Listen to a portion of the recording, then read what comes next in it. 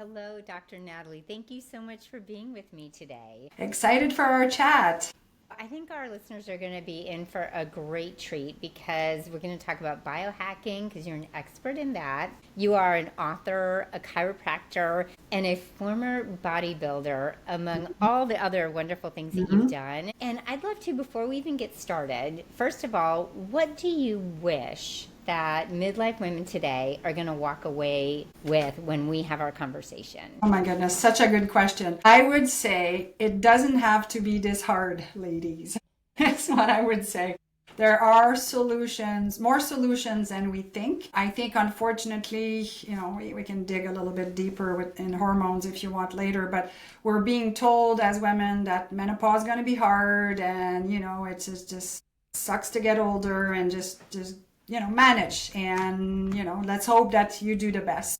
I want to say that there's are tools out there are solutions, there are practitioners to help you with all of this. So that's what I would say. Love it. And I think that's perfect for us because we do really think that it's hard and we're breaking down the stigma of menopause and hormones and understanding that even postmenopausally, I think Yeah. women think, oh, they're in the clear, but we have things that Mm. we can do, and you're going to be sharing those with us today. I'd really love to know more about your personal connection. What has led you, Mm. because you have quite a wonderful background, and how did all of this lead you up to really helping with the biohacking, becoming a chiropractor? Start way back and give us a little bit, and also Yeah, and, give and us the and accent. We got to know where you're from yeah, too. thank you.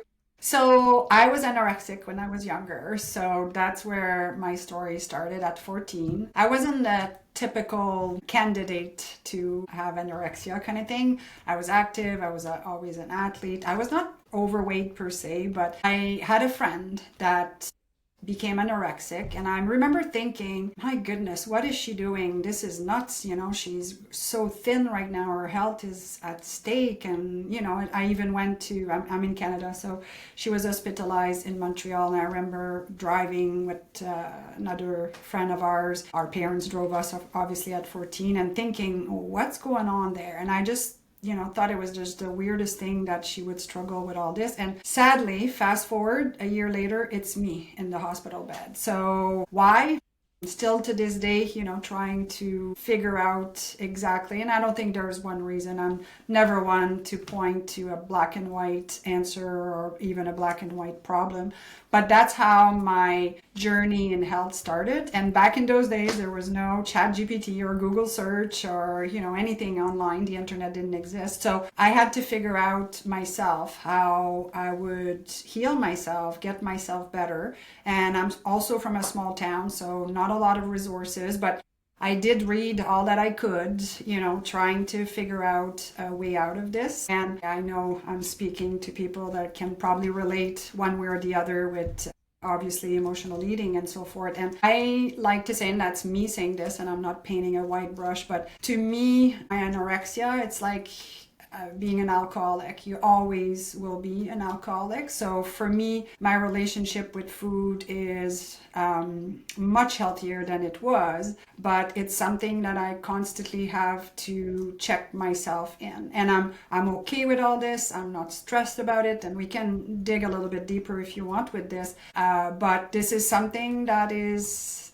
part of who I am, and it's part of my journey. But I think that's why I became a doctor, because not that I specialize in, I don't have a degree in psychology or psychiatry, but it's just I needed to find solution for myself. And by doing that, I just fell in love with wellness. I just fell in love with prevention. I just fell in love with optimization. I just fell in love with biohacking, which is, a kind of a different thing all on its own. But for me, biohacking, I'm not taking it in the hard bro, cold plunge and push, CrossFit. And not to say that I haven't done those, but as women, we need to look at things differently as our hormone change, as our stress level changes, as our hormone change. So to me, I'm on a journey to have the best health that I can.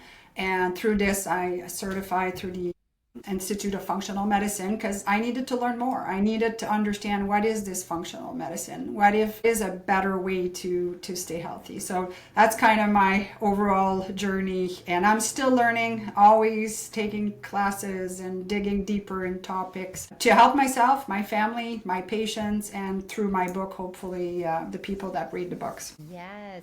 Thank you so much for sharing your story, especially about the anorexia. I also love the part with your relationship with food, like being an alcoholic. It is a constant recovery process. I was more of the restrict and binge cycles, and you can heal and you can have a better relationship, but it is always in the background, and that's why we have all these tools so that we can manage it, because we're not perfect beings. And I love that you brought that up. It's a constant process, because I think some people think, why they beat themselves up, why can't I get a grip on this? And it's a constant process, and the people who are listening to Overcome Emotional Eating are needed to hear that today. So thank you. Love the term biohacking. I know there's a little controversy out there over that term, and there's been some really big names that have done some things that people, they either love or they hate that term. But let's just be really clear with people your definition of biohacking before we even jump in. Again, very good question. And I would, give credit to probably Dave Asprey, the grandfather or father of biohacking, with the name. And it's optimizing our biology is, the short definition. And for me, it just makes sense. And it doesn't have to be with necessarily fancy tools and peptides and devices and so forth. So for me, biohacking is finding the best efficient way to get the best results. So if you don't have to go to the gym for an hour and a half, every day and pound the pavement and do all of that stuff, there's a more efficient way that's going to be less damaging to your body. If there's a better diet that suits you right now at your age, and I know that you just celebrated a birthday for 59, I'm sure you're not eating the same thing that you were eating when you were 20s. Neither am I, right? So it's that biohacking for me is finding ways to combine things that are going to work for you. And, I talk about non-negotiable in our latest book, Smart Cuts, Biohacking Your Health Span. What are your non-negotiable? What are the things today or every day that you're always going to do? And looking at them with daily non-negotiable, then weekly non-negotiable, monthly non-negotiable, and then quarterly non-negotiable. And the reason I brought this up is that with patients, I see it. Like, you can't have a perfect day. Like today, I had to be somewhere at 7:00 to meet someone, and I had to get in the car. My workout wasn't done, and we have this podcast and so forth, so no days are going to be perfect. But if you put things in perspective of weekly and monthly, it adds up that you're doing the right thing. So when I say that to patients, they're like, it's like kind of relief. You mean I don't have to do everything every day? No, it's impossible, right? So looking at your non-negotiable, what might be a non-negotiable is your glass of water with, warm water or lemon or whatever your vitamin C, whatever your habit is to do in the morning. Well, that's not too hard. Unless you're traveling, that might be a bit more challenging. But point being is there are things that are non-negotiable, that are integrated in our lifestyle and are easier to do, again, depending on what's going on. And there are some that, you won't be able to do every day, and it's okay. So look at it, if you want to do 3 or 4 strength training workout, let's plug them in and have backup days. And if one week you skipped one, well, so be it. Next week you start with that one. So to me, biohacking is just optimizing our habits, because one of my book is called Hack Your Health Habits, and the habit part is really, really important. So it's kind of what it means to me. And also I was just listening to another podcast, and it was another female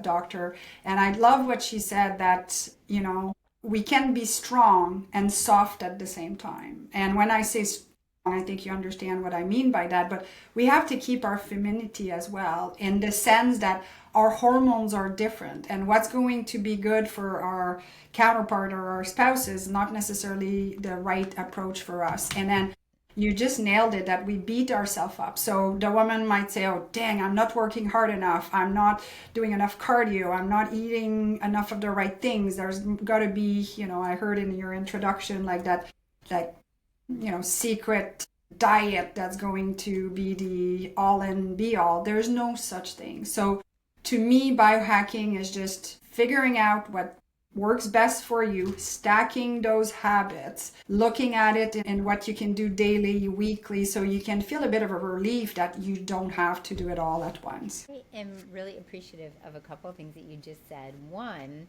is that the diet changes over time, and we can get away with so much in our 20s and 30s that we cannot get away with later. But also, and I don't mean that in a restrictive way, our bodies just change. I mean that in a loving, changing way. So I really appreciate that, and we can experiment also. So that's one thing. But you also brought up the femininity. I think that we do follow along in a lot of things that were made or even researched for men. And we don't even look at ourselves, plus the fact that even just having the feminine energy, let alone, we think we have to keep up with that. And if they can do it and they can lose weight right away, which by the way they can, faster than us very often, it's really challenging. So thank you for bringing those up. And speaking of the dieting and kind of the one size fits all that we've put on people, what are some other myths besides everybody's a little bit different? What are some other myths about biohacking that we might be perceiving from some other people out in the field? A great question. And I think it's the word shortcut. And when I say shortcut, I'm not trying to say, okay, I'm going to figure out what I can do to not have my 8-9 hours of sleep. I'm going to figure out what I can do to push my body more. This is not the shortcut that I'm talking about. So I think sometimes biohacking gets the bad vibe that it is all like little tools and gadget and what peptide and supplements and all that. And they are great, but I see our pillars of health being just the basic stuff. And I mean, I've given an entire presentation on sleep, and even when I got asked to speak on sleep, I'm like, wow, can I talk about that for an hour? And I did, right? So sleep recovery, hydration, our food, movement and exercise, detoxification, those are the pillars of our health. And you can't biohack yourself out of a bad diet. You can't biohack yourself out of movement and exercise. You can't biohack yourself out with anything. So I think, sometime biohack can be related with those shortcuts to get away for doing the basis. But the basis, like when I work one-on-one with people from a functional medicine lens and looking at their lifestyle, I mean, we get back to, asking to sleep, bowel movement and all of that stuff, right? So at the end of the day, we have to look at the entire body, what's going on, what systems are giving us cues. Is it your autonomic nervous system? You're in that dominant sympathetic fight or flight all the time. So we got to look at the person as a whole. Being trained as a chiropractor, this is our philosophy, and naturopathic doctors as well, and a lot of functional medicine doctors. We are doctor of causes, right? Like we want to find the cause, and I say causes because it's often not just one. Again, we're not just linear. So yeah, so this is to me a big thing probably that goes along with biohacking in the strict sense. And now I love a gadget as much as the next person to try things, but at the end of the day, if I didn't get my sleep, it's having an Oura ring's not gonna save me from poor sleep, right? So that is so true. Well, let's dive into the physical side of biohacking. We can get into the emotional and nervous system and that also, but I actually straight up have a question about sleep on here because I saw one of your posts that made me laugh out loud because my husband, I'm just going to paint a picture for you of how sexy I am at night in bed. I have a sleep mask. I have earplugs. I have mouth tape. And on a really good sexy night, I have my curl bonnet on too. So I just want to talk about that because when you talked about traveling and taking all those things with you, that is the hardest thing is traveling. But women over 40 are really struggling with sleep anyway with hormones. So can you talk to us about the things that you think are so important right now? We know sleep is important. We don't want to cut in on it, but what can be helping us a little bit more right now? Yeah, so I think when we look at sleep, we have to look at if you have issues, you have a hard time falling asleep or staying asleep or both. So depending on which one it is, we need to look at different things. So typically women in their 40s will start having, cortisol rising at the wrong time in the middle of the night. Like 2 to 4 is usually pretty typical. You're awakened and you're like, your brain's going and you're almost ready to get up and go, right? So that's pretty typical of cortisol rising at the wrong time. So is it because of, the stress in your life and that you're burning the candle at both ends? But is it also a blood sugar related issue, right? So if you're not eating properly during the day to stabilize your blood sugar, and as we age, unfortunately, we become more metabolically inflexible. So the body at 2 o'clock, blood sugar is going to dip. It's going to say, okay, I need to shoot some cortisol so it doesn't dip too low. So those are the first thing when women tell me that they have a hard time sleeping that we need to look at. And then obviously there's the mental stress and everything that goes with it, right? But those are kind of key things. So quick things to do for that is obviously making sure that you take time to unwind before you go to bed.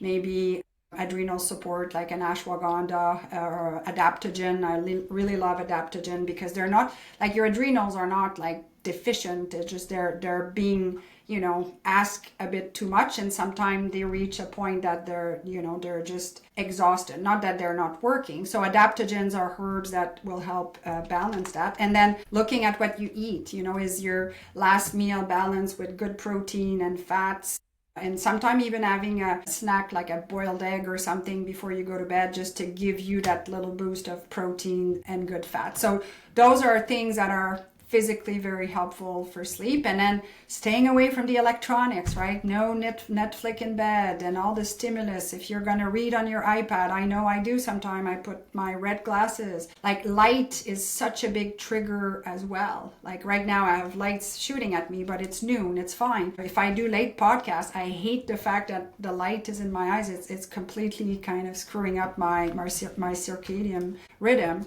And then on the topic of light is to get out in the morning and get your eyes exposed to the light, the sunlight, to make sure that you're triggering the right sequence for your immune systems, your circadian system.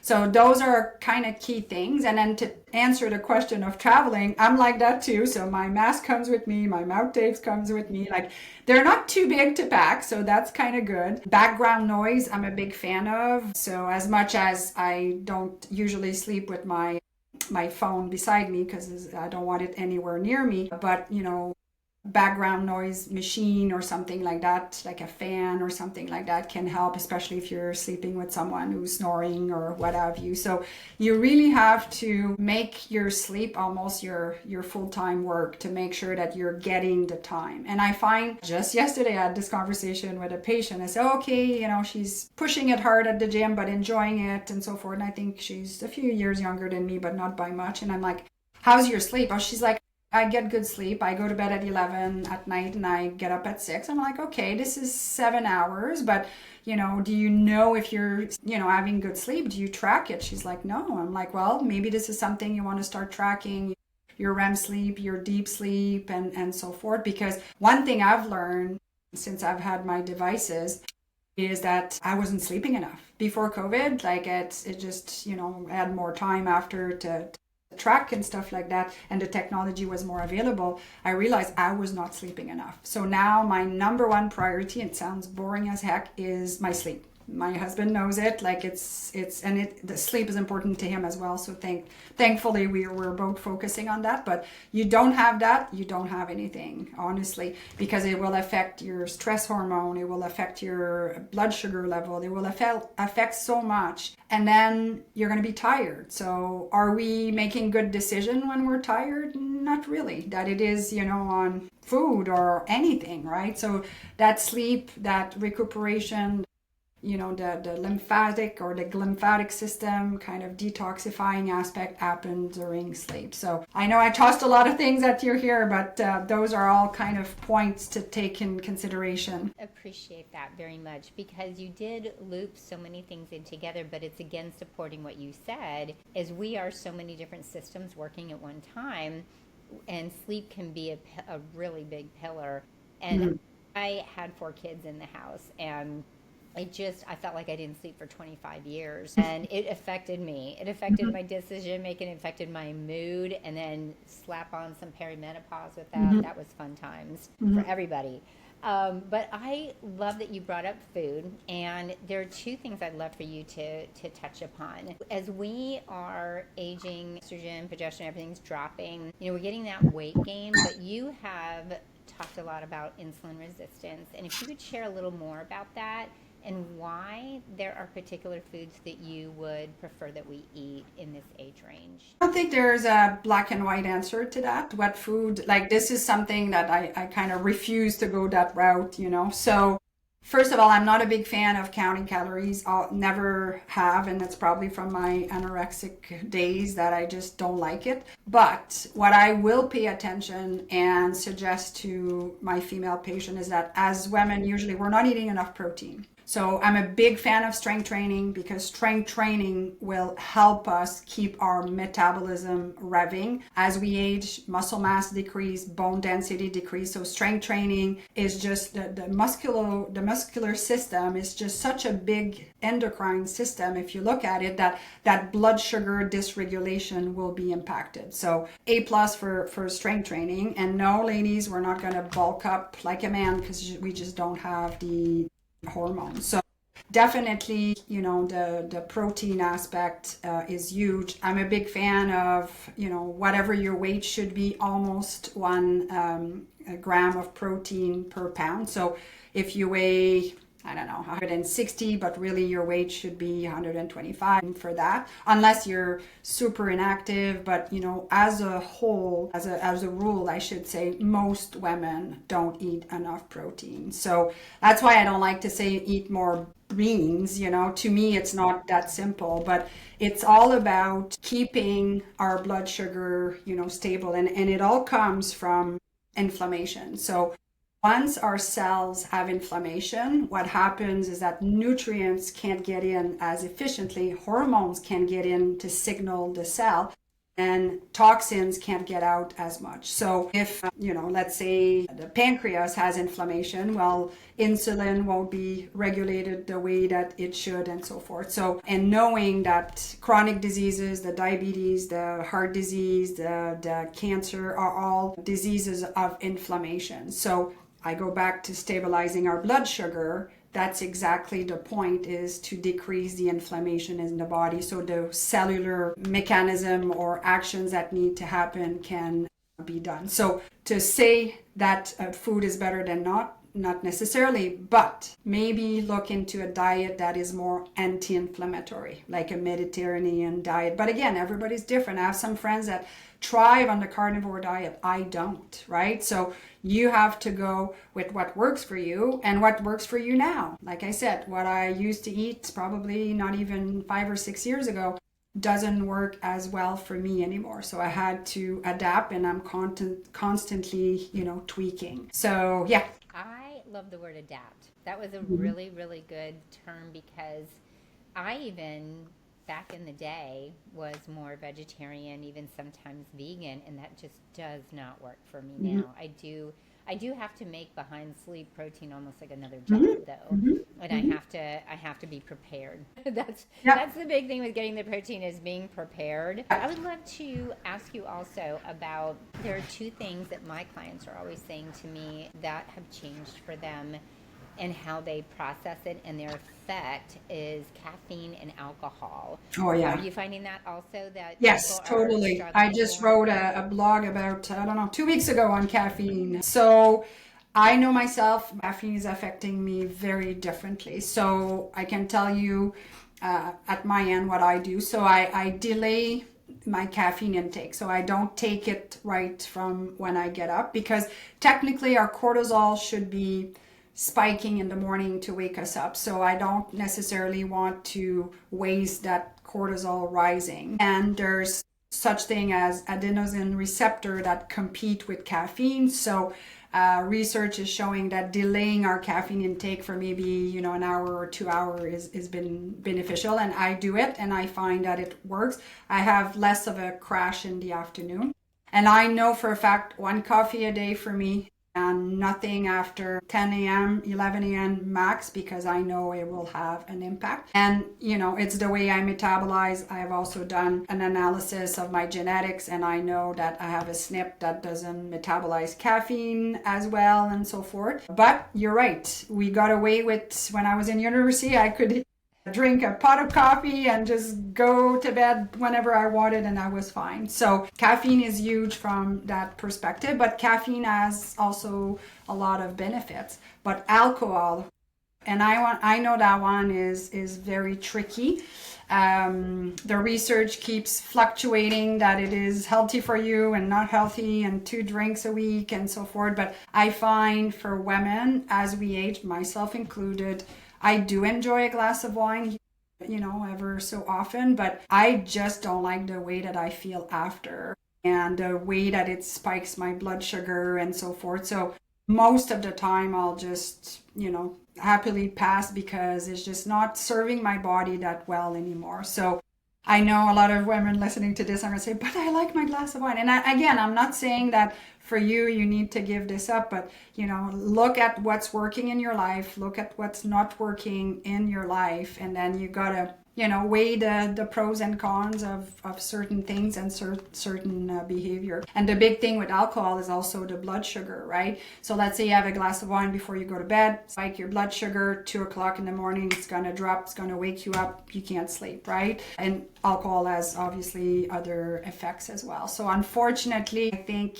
men can get away with drinking alcohol more than we do as women. And talking to my colleagues and friends and so forth, I'm not the only one that's saying, yeah, you know what, I don't want that glass of wine that badly anymore. I am that person that years ago I loved having that glass of wine.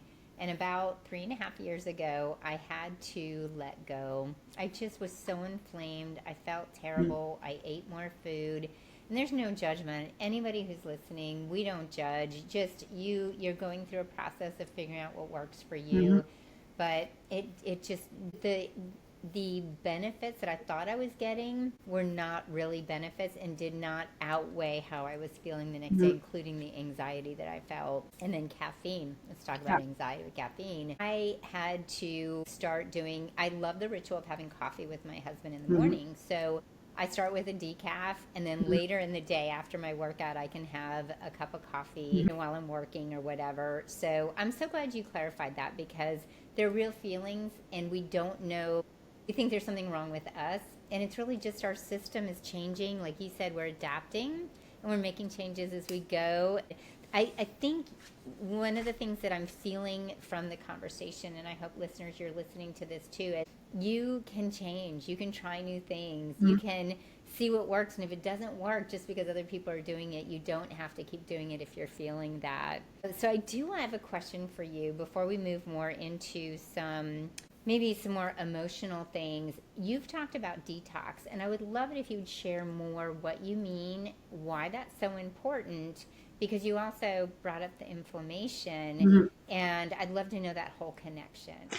Yeah, and when I say detox, I mean my God, there's so many layers of it. It's nuts. So I'm not talking about heavy metal detox or mold detox because you have mold in your house. I'm just talking about regular flushing and sweating. So to me, detox starts with sweating. And so many women say, oh, I don't like sweating, I'm going to mess my hair. Like, no, you got to sweat, right? So saunas are a great way to sweat. So when I say detox, I'm talking about eliminating. I'm talking about, having bowels movement every day, not every 3 days, because if it's every 3 days, you're not detoxifying properly. It's about moving, not sitting all day, because your lymphatic system will get congested. It's about sleeping enough so your glymphatic system can do its work during the night. So when I say detox, I'm talking about it not necessarily from a food point of view. Obviously, everyone can go online and Google detoxifying foods. There's many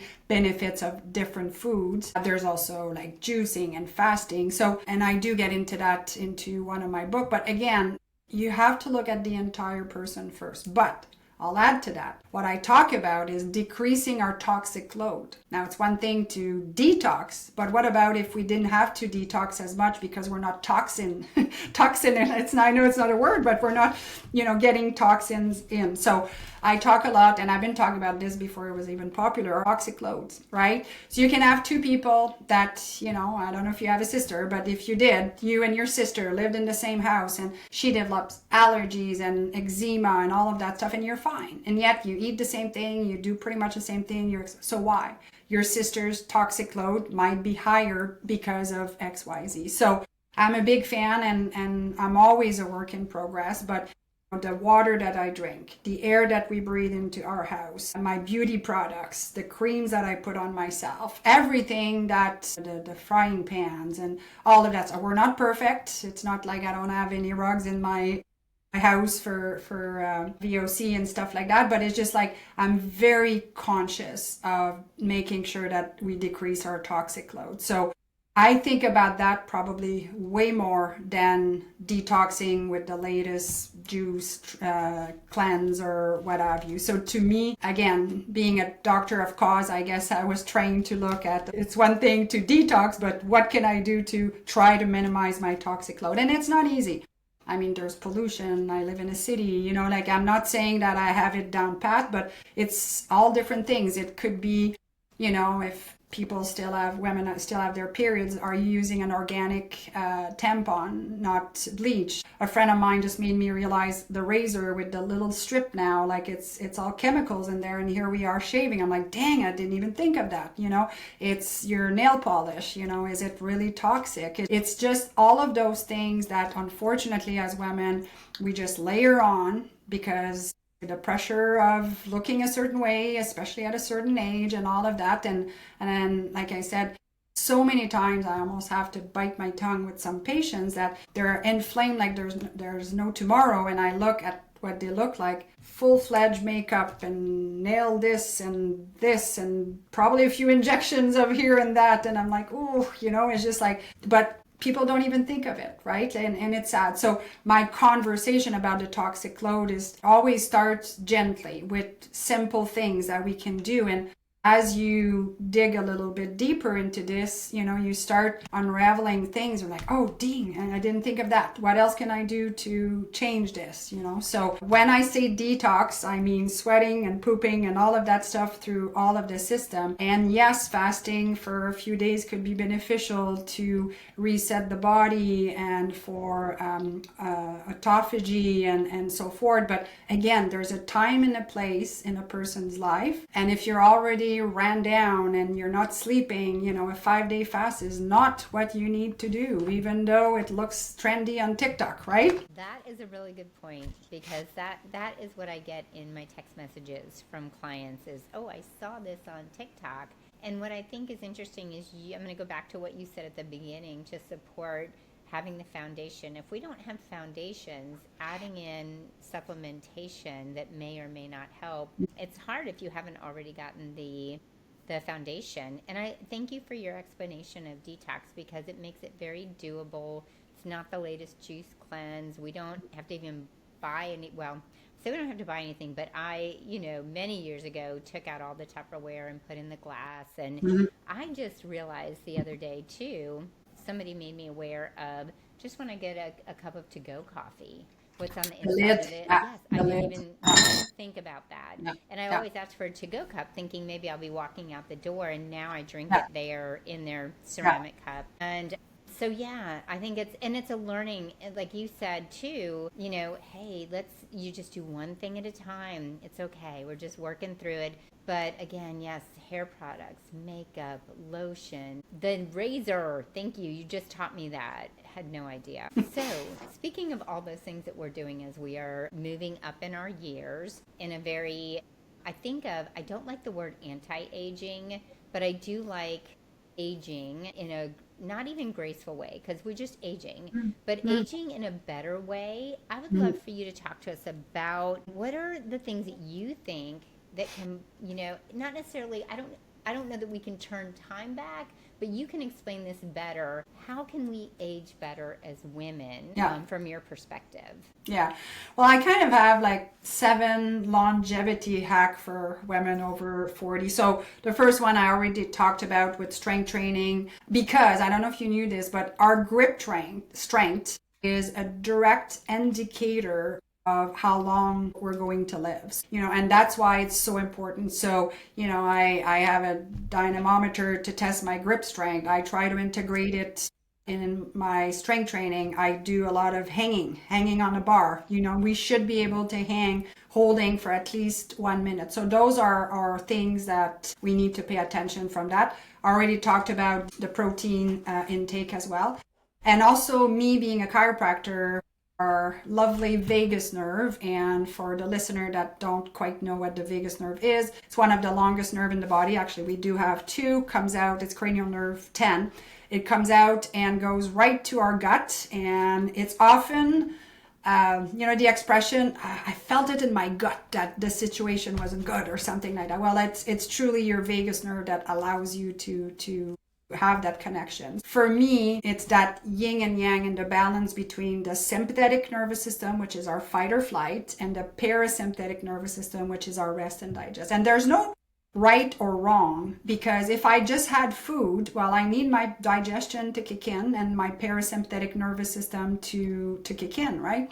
So there's a time and a place for everything. But unfortunately, in our North American lifestyle anyway, we are more in that fight or flight mode. It's no longer a bear running after us.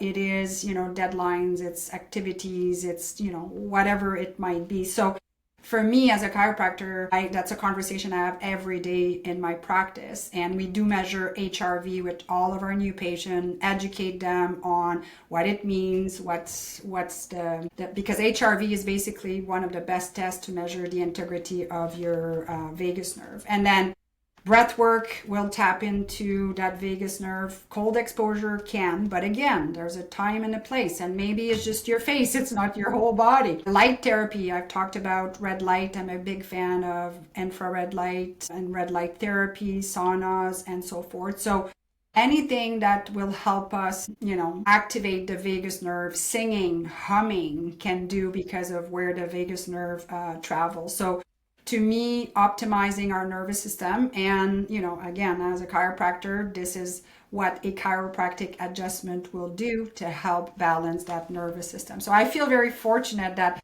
I physically can help my patient balance their stress, when they come and see me. And that's why I'm still in practice after 30 years. I just love it that much. So I would say, as a hack, one of those hack is to really target that vagus nerve and focus on what you can do to nurture it. And then I'd say supplementation, and I already talked a little bit about, the ashwagandha if you feel like your adrenals are getting overworked. I'm a big fan of magnesium as well, especially before bed, either a magnesium that encompasses many different types or magnesium bisglycinate. We talked about inflammation, so I have to talk about omega-3s because our North American diets are really high in 6 and 9, mostly 6, and low in 3 because we're not eating the fish, or we're scared of eating the fish because there might be lead and mercury and so forth, or we don't necessarily trust the supplements that we're taking. But inflammation is as I said, at the root for our cells to not be able to do what they're supposed to do. And the cell membrane is by layer of fat, if you want. So if the ratio of omega-6 is higher than 3, the membrane becomes rigid, and that inflow and outflow won't happen as much. So if we are, have an omega index of 8% and plus, and the ratio is good, our membrane is going to be more fluffy and able to do its work. So I think it's very important. And then another one that's getting a lot of press, and being an ex-bodybuilder, I used to take it regular, is creatine, because obviously for muscle mass, but also for the brain. Now more research is showing that up to 10 grams of creatine daily can be helpful for the brain. But again, you have to look to make sure kidney functions are good. And again, that's why I'm never a fan of saying these are the supplements. No, you got to look at who you are and if you have any issues and so forth, especially if people are already taking some prescription medication and so forth. Maybe some herbs are going to be counteractive, like St. John's wort for certain, condition that people take. If they're already on SSRI, well, it can have a conflict. So that's why, those are some of my favorites to go to age better, because it's going to decrease the inflammation. It's going to sustain that muscle mass, and where most of us are deficient in magnesium anyway. So good. Thank you. And thanks for explaining the omega-3, because I know that gets dropped off the list for some people. How about vitamin D? Definitely. Actually, it is on the list, because depending on where we live, we're not going to get enough. And unfortunately, I'm a big fan of testing. And now there are tests to test your omega-6 to 3 ratio. I promote it like crazy. Vitamin D is easily tested at any lab. So important, because there's so many reaction in the body that requires vitamin D, and from an immune system point of view, it's huge. But like I said, I'm a big fan of testing, because oftentimes just one international unit will not be enough if someone is deficient. And I think it's overlooked to be testing for vitamin D. Now here in Canada, you have to, it's not even part of the regular blood work. You have to ask for it, but it's worth $20 or $30 that it is, because it's huge, especially if you live in northern countries where, you barely see the sun, all winter. I think you're in Florida, so at least you've... But I've been deficient. I run and walk every day. Yeah, in addition and to even the strength that. training, and I'm still lower than I'd like to be, and I have to supplement. And so when people aren't outside, I can't even imagine where they are. Yeah, exactly. So good. Exactly. Thank you. And then to add to that list, the movement. We talked about exercise, and of course you need to get your heart rate going. It's part of the overall things with fitness, but it's movement. Unfortunately, so many people are sitting for work now because they work at a computer. And I remember the first time I heard the expression, sitting is the new smoking. I thought, well, that's a little bit dramatic of a statement, but I can tell you that 10 years later, I'm like, heck yes, sitting is the new smoking. It's unbelievable. Like, everybody is in flexion, because they're on their phone or their laptop. Hip flexors are tight. People are getting flatter butts basically just from sitting this much. So you really have to make sure that you're focusing on movement, incorporating movement. I'm standing right now. I always do all my podcasts standing. I have better energy when I do that anyway. So incorporating walking meetings, like whatever you can do to not sit for 8 hours, because people sit at work and then we're tired mentally and physically, and you get home and it's easy to just sit down and watch a show or something like that. So, and I'm not saying that again, it's not the right thing to do, but incorporating movement breaks into your day is crucial, because if we don't move, it's the saying to use it or lose it. It's incredible. Yes. And we're going to share at the end where people can find you, but on your Instagram, you reminded me just getting up and doing even air squats in between. Mm-hmm. And I do that after meals too, if I can get out and walk. So I appreciate you bringing that up. And thank you also for bringing up the vagus nerve and stress, and us having to really bring down that stress, because I'm sure there is absolutely a connection between inflammation and stress too. Again, we're all so connected that I think the emotional tie into that is really important. Longevity. Are there things that, in addition, we have this core stuff, we have the strength training, we have the food, we have the hydration, the sleep. Are there any particular things that you think are fun that are in the realm of peptides? Or I was just gonna say peptides are the next big thing. And again, different countries will have different rules and regulation, what's available. So if people don't know, peptides are smaller amino acid chain. And there's also bioregulator that are really, really short peptide. Bioregulator are more orals. So you have the, let's say, excuse me, the BPC 157, which is for the gut and healing. You can inject it, but it also can be taken orally.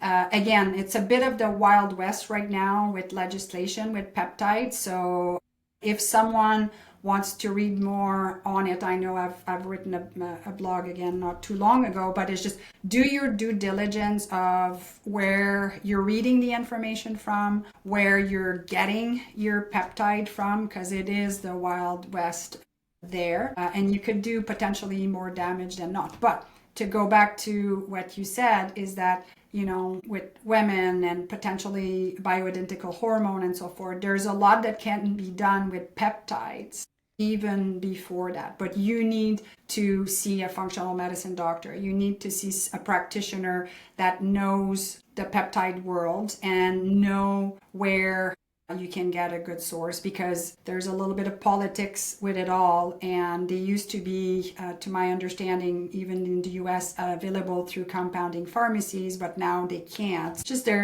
a bit messy, but I'm very excited about where, and the research is old, like it's not a recent thing, it's just more mainstream now. So I think there's a lot of value into looking into peptides for better aging, BPC 157 being one, the copper peptide for the skin as well. But again, everyone is so different. So if your sleep is your main priority, well, maybe a specific peptide that will work on your pineal gland could be beneficial. But I would not want someone to say, I have a problem, here's the solution. And that's kind of the dangerous aspect with allopathic medicine.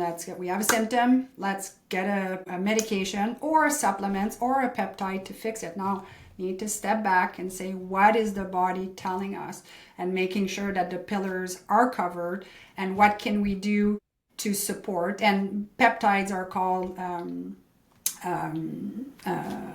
the words is escaping me, signaling molecules, sorry. So they signal or trigger normal or natural things to happen in their bodies. And we already have, like, collagen is a peptide, and people are eating meat all the time. So it's just, they're small signaling molecule that have a lot of power, and I think they should be, and they are being more integrated. But again, it's even here in Canada we can barely purchase any, so it's one of those things that is in the regulatory realms right now that it's hard. But I would definitely tell people not to try to figure it out on their own, that they should consult with somebody that knows their stuff. And then in terms of, you know, tools, you know, I have a device called True Vega that will help my vagus nerve stimulation. I use the Sensate. I have tons of red light devices in my house. Heart rate variability testing, obviously. I sometimes also will do the glucose monitor for a month just to see, you know, the stability of my blood sugar, look at what I'm eating and how it's affecting. Because if you think about it, why do we wait to be diabetic to wear a blood glucose monitor, right? Like, obviously they need to when they're at that point, but why can't we do it before? And we can say, oh, when I eat this food, my body does that. When I does exercise on an empty stomach, my blood sugar really decreases. If I do the sauna, if I do a cold plunge, like, so I know I've done it in the past, and I'm probably due to do it again, and really pay attention of how my body is reacting. So in terms of longevity, we have tools to help us and enhance certain things, and we have more tools to track as well.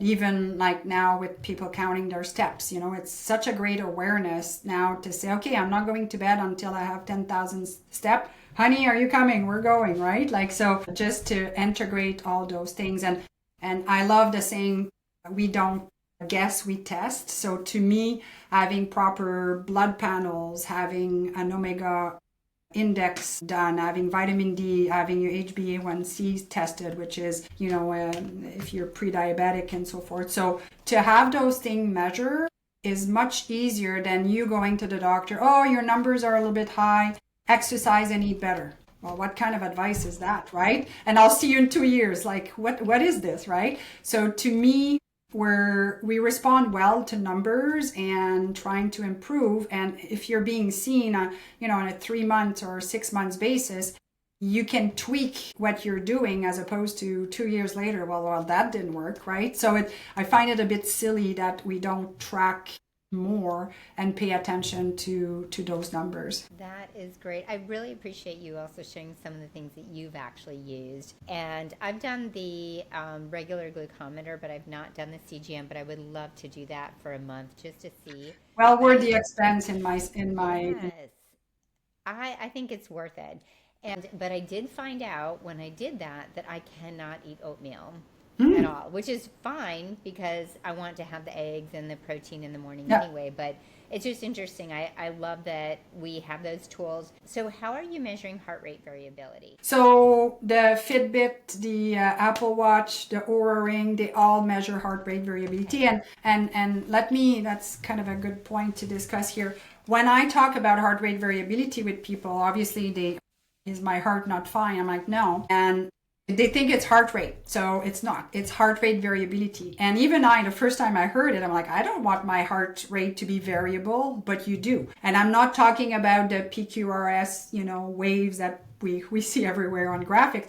I'm talking about in between those heartbeats. So we need variability because that means we're more resilient and we can react to stress. The body can react to stressors more efficiently. So it's milliseconds of difference, but you don't want to be exactly the same. So heart rate variability measures, this space in between the heartbeat. So you do want to have some good variability. Athletes have been using HRV for a long time to figure out if they were overtrained or if they are overtrained. So, when I look at my sleep in the morning, it will tell me my resilience score. I can look at my HRV. Why did my HRV drop slower last night? Well, I ate too late. Those are all factors to take in consideration. Forgot to take my magnesium supplementation. So those tools to me are good. You don't want to become obsessed about them because I think there's some people sometimes that track too much to my opinion anyway. I don't want to track everything, but they can give you some good piece of information to say, what did I do different to get that score? Why? Oh yeah, I did 2 big cardio session or what have you. Or so I think those tools can be really, really, really good. But on the flip side, if you have it on your watch and it's constantly texting you, what does it do for your dopamine hit that you have to look all the time? What does it do for your EMF with the electromagnetic field surrounded by all of this? So everything comes to a bit of a cost, and you got to balance and you got to be disciplined to maybe put it in airplane mode so you're not receiving text from everyone on your wrist every 2 seconds, right? So again, it's not black and white, and we can use something for good or you can use something to a bit of your detriment if you're not being careful. I love that point about just the added care that we need to have with the possibility of getting too much stimulation from it. I ended up having to go with a Garmin because I cannot have an Apple Watch. It's too stimulating for me to have that coming in. And I'm very protective. My phone is silent. There's no notifications. I choose because I value the parasympathetic nervous system. Yeah, exactly. I love that you shared and explained that. You actually just answered my last question was about that technology, and I appreciate that you've also mentioned putting the phone very far away from us when we're sleeping. Appreciate that very much because there are so many young people, I don't know, and maybe older people too, we're on the phone a little too late sometimes, but young people are sleeping with their phones now. And it's just really scary. That's something that I love sharing. I want to play a little game with you. Yes. The last part of this podcast episode, I would love to do something called rapid fire. And what this is I'm going to name a topic. You've already mentioned some of them, but I'm not going to take them off the list because it's a good review for everyone. And from a scale of 1 to 10, 1 being, you're not really into it, to 10, you're just going to shoot out a number, and then you can also shoot out an explanation. Okay. So when I name the topic, And if you're really not, you're like, I don't know either way, that's fine too. So the first one is a weighted vest for walking. 10. I love mine, Awesome. and I know it has a bit of controversies, you know, but again, it's the extreme. It's who are you? Do you have a neck problem that putting this on yourself is just making it worse? I like the aspect of adding weight to our musculoskeletal system, so I love mine. Great. You've already answered this, but let's throw it out there. Red light therapy. 10. Great. Running. It depends. If you're built to run and your biomechanic is optimal, go for it. If you don't, be careful because you only have a pair of hips and knees. So whatever you're going to do, pounding, and again, I'm a chiropractor, I see it all the time. Believe me, sometimes people regret having pounded the pavement so much because they need a knee replacement or hip replacement. It depends is my answer. I love that answer. Cold plunge. It depends. So if your adrenals are good, your sleep is tuned in, it can be beneficial. It could be just turning the shower to cold for 20 seconds. It could be putting your face in a cold bowl of water. So it doesn't have to be the full immersion, but listen to your body and don't push it if you don't have your pillars established and strong. Good. I love that because the it depends. And you also gave other modifications, so that's amazing.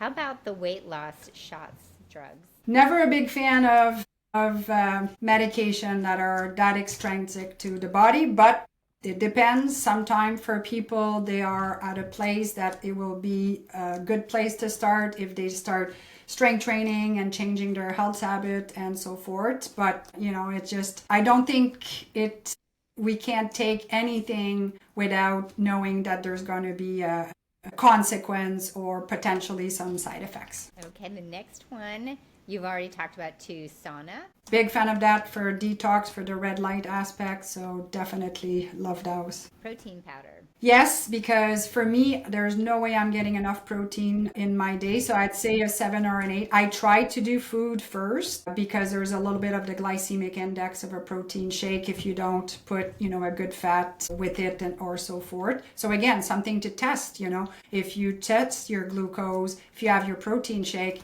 are you spiking? So yes, because it allows me to get my protein in during the day. Collagen. Take it daily with my coffee, so I find that it doesn't taste like much, so I put it with a scoop of creatine and a scoop of collagen in my morning coffee.